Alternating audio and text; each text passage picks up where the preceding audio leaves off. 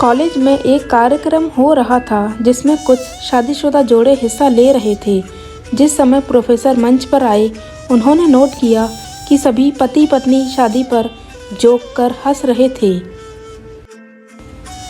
ये देखकर प्रोफेसर ने कहा कि चलो पहले एक खेल खेलते हैं, उसके बाद उस विषय पर बात करेंगे। सभी खुश हो गए और कहा, कौन सा खेल? प्रोफेसर ने एक शादीशुदा लड़की को खड़ा किया और कहा कि तुम ब्लैक बोर्ड पे ऐसे 25-30 लोगों के नाम लिखो जो तुम्हें सबसे अधिक प्यारे हों। लड़की ने पहले तो अपने परिवार के लोगों के नाम लिखे, फिर अपने सगे संबंधी, दोस्तों, पड़ोसी और सहकर्मियों के नाम लिख दिए। अब प्रोफेसर ने उसमें से कोई भी कम पसंद वाले 5 नाम मिटाने को कहा।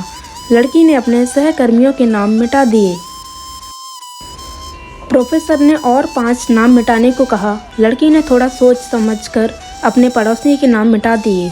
अब प्रोफेसर ने और 10 नाम मिटाने को कहा। लड़की ने अपने सगे संबंधी और दोस्तों के नाम मिटा दिए। अब बोर्ड पर सिर्फ 4 नाम बचे थे, जो उसके मम्मी पापा, पति और बच्चे का नाम था। अब प्रोफेसर ने कहा, इसमें से और 2 नाम मिटा दो। लड़की असमंजस में पड़ गई। बहुत सोचने के बाद बहुत दुखी होते हुए उसने अपने मम्मी पापा का नाम मिटा दिया। सभी लोग स्तब्ध और शांत थे, क्योंकि वो जानते थे कि ये गेम सिर्फ वो लड़की ही नहीं खेल रही थी, उनके दिमाग में भी यही सब चल रहा था। अब सिर्फ 2 ही नाम बचे थे, पति और बेटे का। प्रोफेसर ने कहा, और एक नाम मिटा दो। लड़की अब सहमी सी रह गई। बहुत सोचने के बाद रोते हुए अपने बेटे का नाम काट दिया। प्रोफेसर ने उस लड़की से कहा, तुम अपनी जगह पर जाकर बैठ जाओ और सभी की तरफ गौर से देखो और पूछो, क्या कोई बता सकता है कि ऐसा क्यों हुआ कि सिर्फ पति का ही नाम बोर्ड पर रह गया? कोई जवाब नहीं दे पाया। सभी मुंह लटकाकर बैठे थे।